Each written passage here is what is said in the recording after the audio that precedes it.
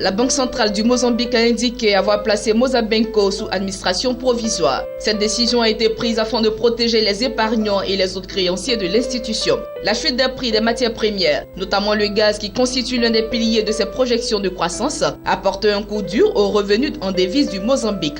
Une situation qui a poussé la Banque centrale à prendre des mesures de protection de la monnaie locale. Des décisions qui se sont traduites par une hausse de l'inflation à 22% au mois d'août.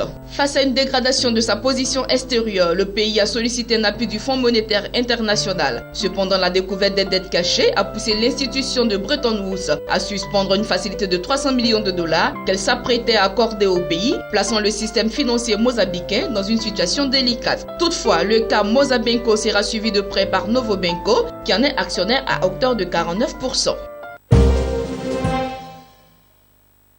Les transactions de private equity ont atteint une valeur de 900 millions de dollars en Afrique au terme du premier semestre 2016. Sur les 83 deals qui ont été conclus à cette date, une vingtaine d'autres se sont ajoutés, dont les 100 millions de dollars investis par Development Partners International pour l'acquisition d'une part minoritaire dans la holding Atlantic Business International, mais aussi les 115 millions de dollars investis par Elos Investment dans les opérations aval du groupe énergétique nigérien Owando. Sur la même période, les mobilisations de fonds destinés aux private equity africains ont atteint 1,1 milliard de dollars. Et depuis le 30 juin, de nouveaux closings ont été annoncés, dont 350 millions de dollars du fonds d'investissement immobilier sud-africain Nova African Property et les 570 millions de dollars annoncés par African Capital Alliance pour son quatrième fonds. L'année dernière, les transactions de private equity en Afrique ont atteint 2,5 milliards de dollars au 31 décembre et les mobilisations de fonds étaient de 4,3 milliards de dollars. En somme, la valeur de ces transactions est de 22,7 millions de dollars entre 2010 et le 30 juin 2016.